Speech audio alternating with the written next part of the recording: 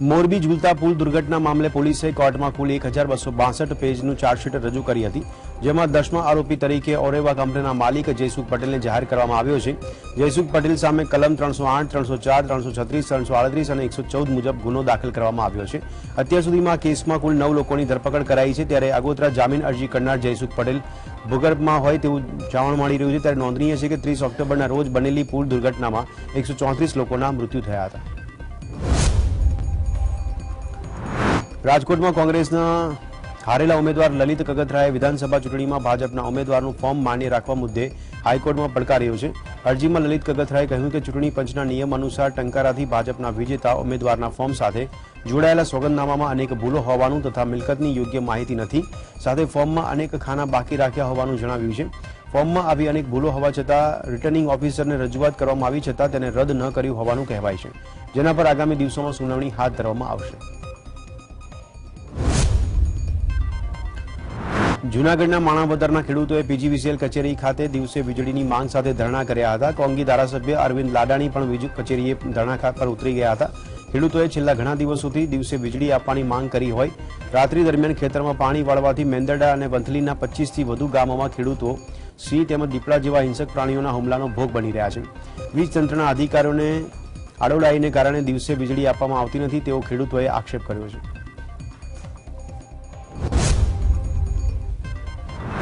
અમરેલી ભાજપના નેતા ડોક્ટર ભરત કાનાબારે ખેડૂતોને મળતી રાત્રિ વીજળી અંગે ટ્વીટ કરી દિવસે વીજળી મળે તેવી માંગ કરી છે। ભાજપના નેતાએ ટ્વીટમાં લખ્યું કે કાતિલ ઠંડીમાં રાત્રે મોટા શહેરોની સડકો પર સુમસામ થઈ જાય છે, જ્યારે આપણે બ્લેન્કેટ ઓઢીને ટીવીની સિરિયલો ગણાતા હોઈએ છીએ, ત્યારે આ કડકડતી ઠંડીમાં પણ ખેડૂતોને પાણી વાળવા ખેતરમાં રાત્રે ઝઝૂમવું પડે છે। કોલ્ડ વેવ દરમિયાન કૃષિમાં અપાતી વીજળીના ટાઈમ ટેબલમાં તાત્કાલિક ફેરફાર કરવો જરૂરી બન્યો છે। અમદાવાદમાં કોર્પોરેશનના આરોગ્ય વિભાગે ડિગ્રી વગર પ્રેક્ટિસ કરતા ડોક્ટરો સામે કાર્યવાહી કરી છે। આરોગ્ય વિભાગે લાંબા વોર્ડમાં બોગસ ડોક્ટરના 10 એકમોને સીલ કર્યા છે।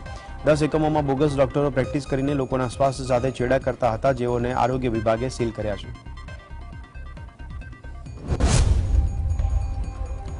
સુરતની સુમુલ ડેરીના નવા પ્રમુખ અને ઉપપ્રમુખની વરણી કરવામાં આવી હતી, જેમાં ડેરી પ્રમુખ તરીકે માનસિંહ પટેલ રિપીટ કરાયા છે, જ્યારે ઉપપ્રમુખ તરીકે રાજુ પાઠકને ફરી રિપીટ કરવામાં આવ્યા છે। 2.5 વર્ષની ટર્મ પૂરી થતાં ચૂંટણી યોજાવાની હતી, જેમાં વર્તમાન બંને હોદ્દેદારો સામે કોઈ દાવેદાર ઉભો નહીં રહેતા ચૂંટણી બિનહરીફ જાહેર કરી હતી।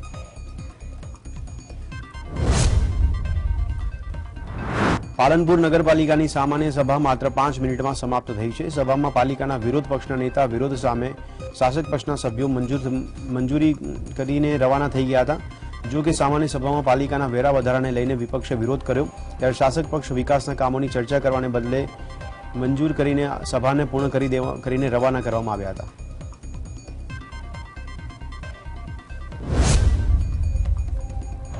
સુરેન્દ્રનગર જિલ્લાના તમામ સસ્તા અનાજની દુકાનદારો હડતાલ પર ઉતર્યા છે। સસ્તા અનાજના દુકાનદારોએ જિલ્લા કલેક્ટર કચેરી ખાતે કમિશન વધારો સિસ્ટમમાં ફેરફાર કરવા અને પડતર પ્રશ્નોનો નિવેડો લાવવાની માંગણી કરીને વિરોધ દર્શાવ્યો હતો।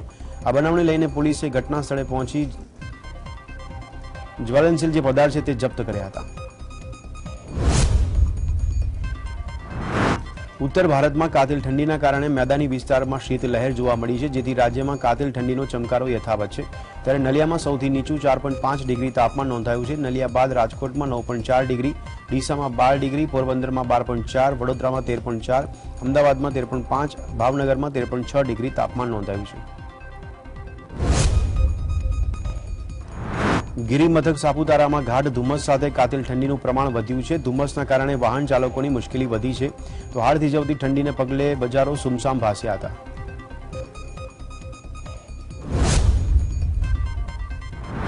વડોદરામાં મુખ્યમંત્રી ભૂપેન્દ્ર પટેલની સુરક્ષામાં મોટી ચૂક જોવા મળી હતી। મહાનગરપાલિકા દ્વારા સંચાલિત નગર પ્રાથમિક શિક્ષણ સમિતિની સ્કૂલો દ્વારા આયોજિત 3 દિવસના બાળ મેળાને ખુલ્લો મૂકવામાં આવ્યો, જેમાં મુખ્યમંત્રી ભૂપેન્દ્ર પટેલ આવ્યા હતા, ત્યારે અચાનક ડ્રોન મુખ્યમંત્રીની ઉપર ઉડતા પોલીસ વિભાગના જીવ અદ્ધર થઈ ગયા હતા।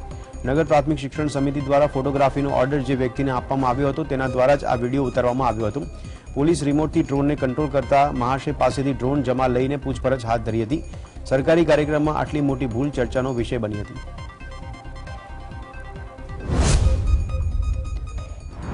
ભુજ પાલિકાના ફાયર શાખાએ શહેરની બહુમાળી ઇમારતોને ફાયર સેફટીના સાધનો ન લગાવવા બદલ નોટિસ ફટકારી છે. ગુજરાત હાઈકોર્ટના આદેશને પગલે પ્રાદેશિક કમિશનરની કચેરીથી ફરાર સેફટી મુદ્દે જે ફાયર સેફટી કરવાના નિયમો છે તે મુજબ કાર્યવાહી કરવાનો આદેશ કર્યો છે. ફાયર શાખાએ શહેરમાં 150 ઇમારતોને ફાયર સેફટી લગાવવા માટે નોટિસ ફટકારી છે અને ફાયર સેફટી ન લગાવતા 7 ઇમારતોને સીલ કરાઈ છે. શહેરમાં આવેલી રેસિડેન્સ અને કોમર્શિયલ 105 બિલ્ડિંગને નોટિસ ફટકારી ફાયર સેફટી લગાવવા આદેશ આપ્યા છે. આગામી દિવસોમાં પણ ફાયર એનઓસી વગરની તમામ બિલ્ડિંગને સીલ કરાશે.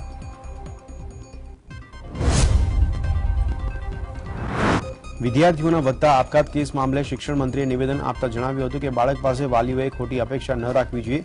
બાળક જેટલા ટકા લાવે અને પાસ થાય કે પછી નાપાસ થાય હસતા મોઢે સ્વીકારતા શીખી જશો તો આવા પ્રશ્નો ઊભા થશે નહીં.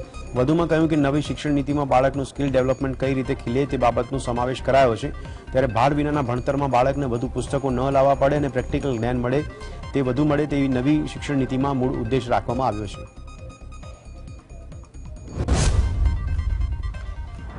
પ્રભારી મંત્રી કનુભાઈ દેસાઈએ નવસારીમાં ઓચિંતી મુલાકાત કરી હતી. નવસારી સર્કિટ હાઉસમાં પ્રભારી મંત્રી કનુ દેસાઈએ સંગઠનના સભ્યો અને વહીવટી તંત્ર સાથે ઔપચારિક મુલાકાત કરી હતી. તો સર્કિટ હાઉસમાં મોટી સંખ્યામાં કાર્યકરો અને અધિકારીઓ ઉમટી પડ્યા હતા.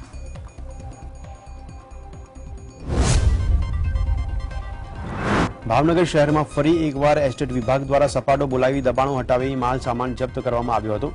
એસ્ટેટ વિભાગે શહેરના નવાપરા વિસ્તારમાં અસ્થાયી રૂપના દબાણો દૂર કરવાની કાર્યવાહી હાથ ધરી હતી. ત્યારે વિસ્તારમાં મોટી સંખ્યામાં લારી ગલ્લા કેબિનો તેમજ ગેરેજો કબાડીનો સામાન સહિતના દબાણો થઈ ગયા હોય જેને લઈને મ્યુનિસિપલ કમિશનર સાથે રહીને દબાણો દૂર કરી માલ સામાન જપ્ત કર્યો હતો. ભારતીય ક્રિકેટ ટીમના ઓલરાઉન્ડર અક્ષર પટેલે પ્રભુતામાં પગલાં પાડ્યા છે. ત્યારે વડોદરામાં અક્ષર પટેલ શેરવાનીમાં સજ્જ થઈને જાન સાથે લગ્નના માંડવે આવી પહોંચ્યો હતો. લગ્નમાં સામેલ બંને પક્ષે અનોખો માહોલ હતો. ત્યારે અક્ષર પટેલ લગ્નના માંડવે ઉત્સાહથી ડાન્સ કરતો જોવા મળ્યો. અક્ષર મૂળ ખેડાના નડિયાદનો વતની છે. વસંત પંચમીના પવિત્ર દિવસે વડોદરાના છેવાડે આવેલ ખાનગી ફાર્મ હાઉસમાં લગ્ન ગ્રંથિથી જોડાયો હતો.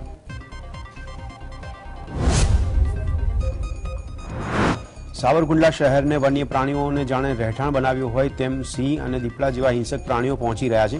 સાવરકુંડલાના મહુવા રોડની ખોડિયાર પાર્ક સોસાયટી નજીક સિંહ અને દીપડા સીસીટીવી કેમેરામાં કેદ થયા હતા.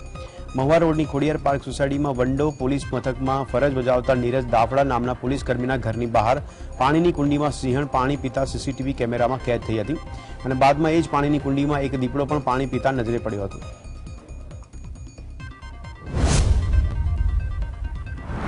ગારિયાધાર તાલુકામાં ધોળા દિવસે સિંહનો બોરિંગડા રોડ પર ફરતો હોવાનો વિડીયો સામે વાયરલ થયો છે. ત્યારે ગારિયાધાર નજીક બોરિંગડા રેબડી રોડ પર એક સિંહણ અને 2 બાળસિંહો રોડ પર આંટા ફેરા મારતા નજરે પડ્યા હતા. ત્યારે શેત્રુંજી કાંઠા વિસ્તાર સિંહને માફક આવ્યો હોય તેમ વારંવાર સિંહ જોવા મળે છે. રાજકોટ મહાનગરપાલિકાની બેદરકારીના લીધે એક વ્યક્તિનો ભોગ લેવાયો છે. મનપાના કોન્ટ્રાક્ટરે રૈયા ટેલિફોનિક એક્સચેન્જ પાસે ખાડો ખોદી સાઇનબોર્ડ મૂકતા દુર્ઘટના બની હતી. ટેલિફોન એક્સચેન્જ પાસે ખાડામાં બાઇક ચાલક ખાબકતા તેનું મોત નીપજ્યું હતું.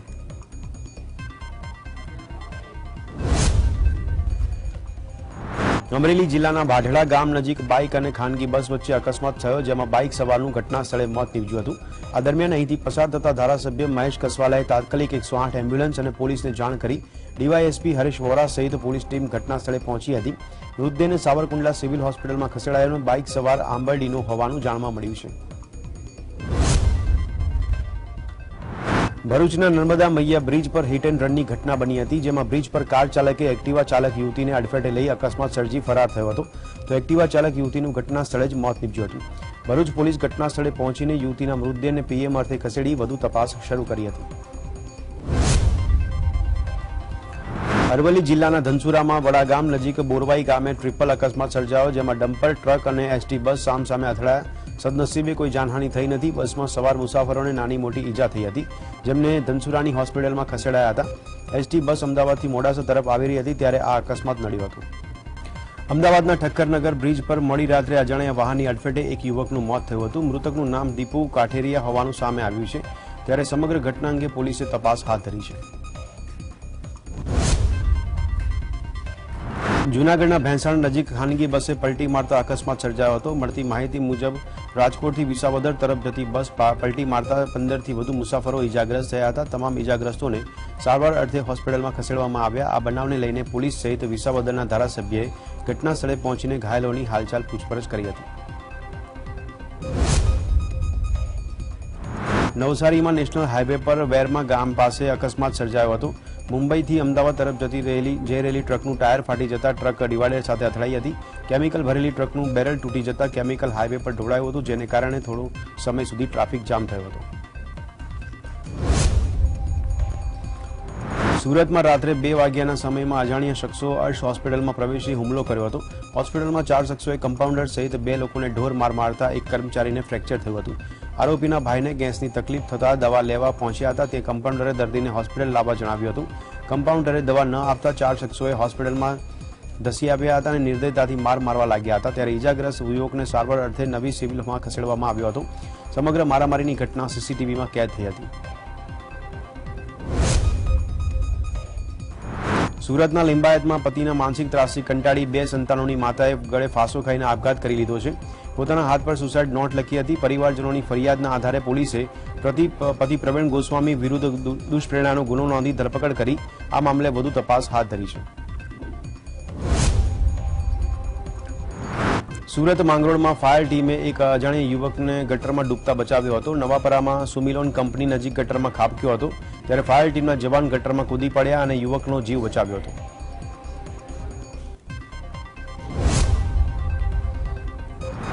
અમદાવાદમાં શહેર કોટડામાં પોલીસ પર પથ્થરમારો થવાની ઘટના બની હતી, જેમાં 2 જૂથો વચ્ચે સામાન્ય બોલાચાલી ઉગ્ર બની હતી। ત્યારે સ્થિતિને નિયંત્રણમાં લેવા પોલીસ પહોંચી તો કેટલાક તત્વોએ પોલીસ પર પથ્થરમારો કર્યો, જેમાં 2 પોલીસ કર્મચારીને ઈજા પહોંચી છે।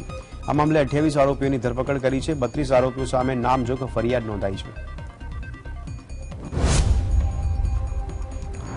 સુરત જિલ્લાના પલસાણાના તાંતીથૈયા ગામે હિટ એન્ડ રન મામલે પોલીસે આરોપીને ઝડપી પાડ્યો છે। સુરત જિલ્લા એલસીબી પોલીસે આરોપીને ઝડપી પાડ્યો હતો। ગત 18 તારીખે કાર ચાલકે બાઇક સવાર દંપતીને અડફેટે લીધા હતા। અકસ્માત બાદ બાઇક ચાલક 12 કિલોમીટર સુધી ઢસડાયો હતો અને અકસ્માત બાદ આરોપી ફરાર થઈ ગયો હતો। સુરતના પાંડેસરા વિસ્તારમાં વર્ષ 1995માં મિત્રની હત્યાનો ફરાર આરોપીની 23 વર્ષ બાદ ધરપકડ કરવામાં આવી છે। 28 વર્ષ અગાઉ ભેસ્તાન સ્થિત સિદ્ધાર્થનગરમાં હત્યા કરીને મૃતદેહને કેનાલમાં ફેંકી ફરાર થયો હતો। જોકે મૃતક ગદ્દારી કરતો હોવાની શંકા રાખીને આરોપીએ હત્યાને અંજામ આપ્યો હતો। નડિયાદ શહેરના હાલસમા વિસ્તાર સંતરામ રોડ પર દુકાનોમાં ચોરોએ તરખાટ મચાવ્યો છે। સંતરામ પોલીસ ચોકીથી નજીક મુખ્ય સંતરામ રોડ પર 4 થી 5 દુકાનોના તાળા તૂટ્યા હતા। સમગ્ર ચોરીના બનાવ અંગે નડિયાદ ટાઉન પોલીસે ઘટના સ્થળે પહોંચીને તપાસ હાથ ધરી છે।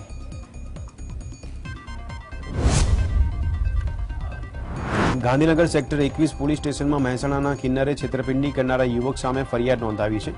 મહેસાણામાં રહેતા કિન્નરને ગાંધીનગરના યુવાન સાથે સોશિયલ મીડિયામાં માધ્યમથી ગાઢ મિત્રતા હાંસલ કરી હતી। ગાંધીનગરના યુવકે 1 કિલો ચાંદીના કડા, 2 તોલા સોનાની બુટ્ટી અને 2 તોલા સોનાનો દોરો તેમજ 1.5 લાખ રોકડા લઈને કિન્નર સાથે છેતરપિંડી કરી હોવાની ફરિયાદ છે। પોરબંદર રતનપુર નજીક જંગલમાં આગ લાગવાની ઘટના બની છે। કાંધલી આઈના મંદિરની બાજુમાં ઝુરિયાના જંગલમાં આગ લાગી ફાયર બ્રિગેડની ટીમ ઘટનાસ્થળે પહોંચીને આગ ઓલવવાની કામગીરીમાં જોતરાઈ હતી। આગ કયા કારણસર લાગી તે બહાર આવ્યું નથી, જોકે આ ઘટનામાં હાલ કોઈ જાનહાનિનો અહેવાલ પણ નથી।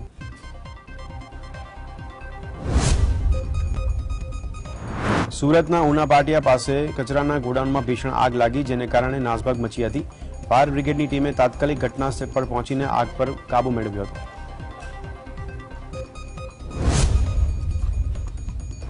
સુરતના ઉધના વિસ્તારમાં કારના શોરૂમમાં ભીષણ આગ લાગી હતી, જેને પગલે અફરાતફરી મચી હતી। ફાયર વિભાગનો મોટો કાફલો ઘટનાસ્થળે પહોંચ્યો હતો અને આગ ઓલવવા જહેમત ઉઠાવી હતી। શોરૂમમાં નવા વાહનો સહિત ચીજવસ્તુઓ બળી જતા મોટું નુકસાનનો અંદાજ છે।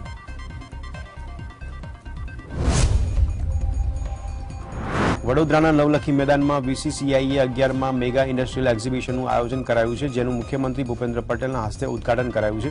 એક્સપોમાં 16 ડોમ ઊભા કરાયા છે, જેમાં કુલ 550 સ્ટોલ્સ વિદેશમાં સહિત દેશભરની કંપનીઓના ઉત્પાદનો દર્શાવવામાં આવનાર છે। ત્યારે એક્સપોમાં કેન્દ્ર સરકારના આત્મનિર્ભર ભારતના સંકલ્પ અનુસાર સ્થાનિક કક્ષાએ રોકાણકારોને માર્ગદર્શન આપવામાં આવશે।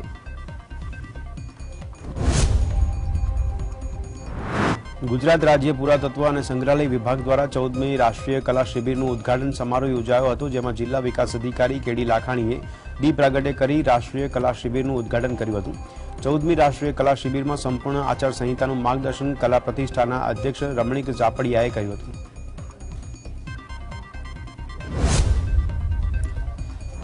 સુરતમાં રાજ્ય કક્ષાના શિક્ષણ મંત્રી પ્રફુલ્લ પાનસેરિયાના હસ્તે શ્રમિક અન્નપૂર્ણા યોજનાનો શુભારંભ કરવામાં આવ્યો હતો।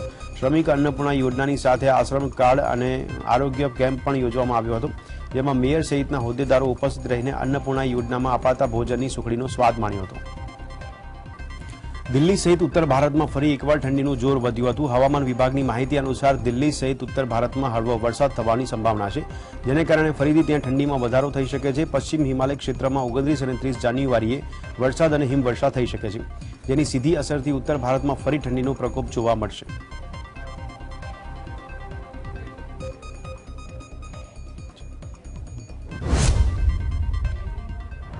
પર્વતીય વિસ્તારમાં હિમવર્ષાના કારણે મેદાની વિસ્તારમાં કાતિલ ઠંડીનું જોર વધ્યું છે, ત્યારે ઉત્તર પ્રદેશના લખનૌમાં લોકો ઠંડીના કારણે ઠૂંઠવાયા છે। ઠંડી અને ગાઢ ધુમ્મસના કારણે જનજીવન ઉપરાંત વાહન વ્યવહાર પર અસર પડી છે, તો બીજી તરફ લોકો ઠંડીથી બચવા માટે ગરમ કપડાં અને તાપણાનો સહારો લઈ રહ્યા છે।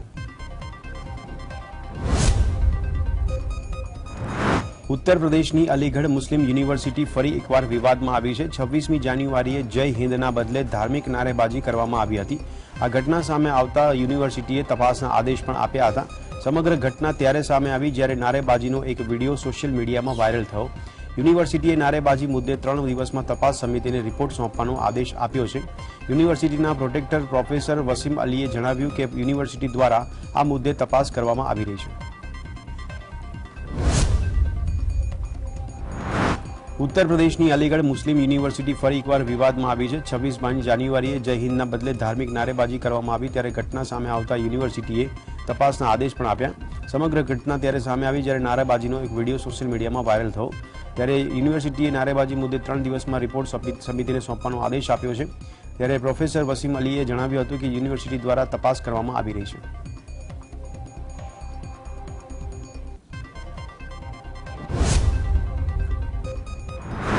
વડાપ્રધાન નરેન્દ્ર મોદીએ પરીક્ષા પે ચર્ચા કાર્યક્રમમાં વાલીઓને બાળકોને ટોકવાથી દૂર રહેવાની સલાહ આપી છે। વડાપ્રધાન નરેન્દ્ર મોદીએ સ્માર્ટ વર્ક કરવાની સલાહ આપી હતી। પરીક્ષા પે ચર્ચામાં 200 વિદ્યાર્થીઓ અને શિક્ષકોએ ભાગ લીધો હતો, ત્યારે જેમાં કલા ઉત્સવ સ્પર્ધાના 80 જેટલા વિજેતાઓ અને દેશભરમાંથી 102 વિદ્યાર્થીઓ અને શિક્ષકોનો સમાવેશ થાય છે। આ વર્ષે 38 લાખથી વધુ વિદ્યાર્થીઓએ આ કાર્યક્રમમાં જોડાવા માટે નોંધણી કરાવી હતી। વડાપ્રધાન મોદીએ કહ્યું હતું કે પહેલા કાર્યને સમજવું જોઈએ અને ત્યારબાદ આપણે જે જોઈએ છે તેના પર ધ્યાન કેન્દ્રિત કરવું જોઈએ। વડાપ્રધાન નરેન્દ્ર મોદીએ ઉમેર્યું હતું કે મારે જે હાંસલ કરવું છે તે ચોક્કસ ક્ષેત્ર પર ધ્યાન કેન્દ્રિત કરવું જોઈએ। સ્માર્ટલી હાર્ડવર્ક કરવાથી સારા પરિણામ મળશે।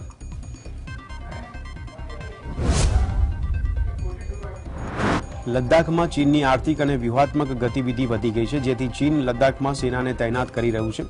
ભારતીય પોલીસ સેવા અધિકારીઓ દ્વારા ગયા અઠવાડિયે યોજાયેલી ડિરેક્ટર જનરલ અને ઇન્સ્પેક્ટર જનરલ ઓફ પોલીસની બેઠકમાં તૈયાર કરાયેલ સંબંધિત દસ્તાવેજોમાં જણાવ્યું હતું કે દેશની સરહદ સંરક્ષણ વ્યૂહરચનાને ભવિષ્ય માટે આર્થિક પ્રોત્સાહન સાથે નવો અર્થ અને ઉદ્દેશ આપવાની જરૂર છે। પત્રમાં કહેવામાં આવ્યું કે રણનીતિનું ક્ષેત્ર વિશેષ બનાવવું જોઈએ, ત્યારે ડીબીઓમાં કારણો જે કોરમ છે તેના અંગેના દસ્તાવેજો રજૂ કરવામાં આવ્યા હતા। તેમાં ભારતના સિલ્ક રોડના ઇતિહાસ સાથે પ્રાચીન જોડાણ ધરાવે છે અને આ વિસ્તારને સ્થાનિક પ્રવાસીઓ માટે ખોલવાથી તેના દૂરદેશીના જે સ્થાનો છે તેમાં ધારણા તૂટી જશે।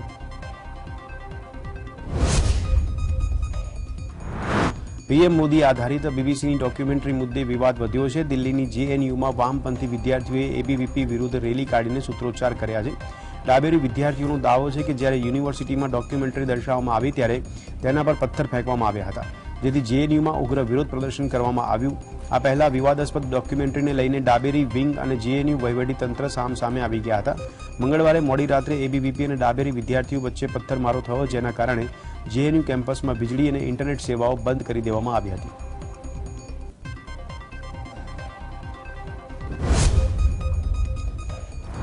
પાકિસ્તાનની આર્થિક મુશ્કેલીઓ વધતી જઈ રહી છે, ત્યારે દેવા હેઠળ દબાયેલા પાકિસ્તાનમાં વિદેશી મુદ્રા ભંડાર લગભગ સમાપ્ત થવાની અણીએ છે અને દેશમાં રોકડની ભારે અછત વર્તાઈ છે। ત્યારે વધુ એક આંચકાજનક અહેવાલ સામે આવ્યો છે।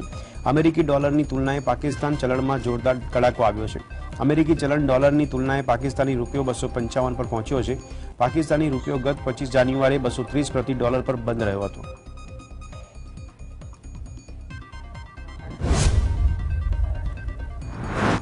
પાકિસ્તાનની આર્થિક મુશ્કેલીઓ વધતી જઈ રહી છે તેવા હેઠળ દબાયેલા પાકિસ્તાનમાં વિદેશી મુદ્રા ભંડાર લગભગ સમાપ્ત થવાની અણીએ છે ત્યારે દેશમાં રોકડની ભારે અછત છે. વધુ એક આંચકાજનક અહેવાલ સામે આવ્યો છે. અમેરિકી ડોલરની તુલનાએ પાકિસ્તાનના ચલણમાં જોરદાર કડાકો આવ્યો છે ત્યારે ડોલરની તુલનાએ પાકિસ્તાની રૂપિયો હવે 200 માનોને સાધવાનો પ્રયાસ કર્યો છે. હિન્દુ મુસ્લિમ સમુદાયમાં પરસ્પર સંવાદિતા વધારવા માટે આ સંઘે પ્રયાસ કર્યો છે.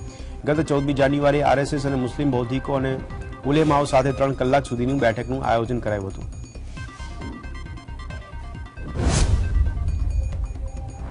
દિલ્હીમાં એમસીડી મેયરની ચૂંટણીનો મામલો પહેલા કરતાં વધુ ઘેરો બની ગયો છે. હવે આ મામલે સુપ્રીમ કોર્ટમાં પહોંચ્યો છે. મેયરની ચૂંટણીને લઈને આમ આદમી પાર્ટીના ઉમેદવાર શૈલી ઓબેરોએ સુપ્રીમ કોર્ટનો સંપર્ક કર્યો છે. મેયરની ચૂંટણી સમય મર્યાદામાં કરવાનો આદેશ કરવા માટે તેમણે કોર્ટ સમક્ષ માંગણી કરી છે.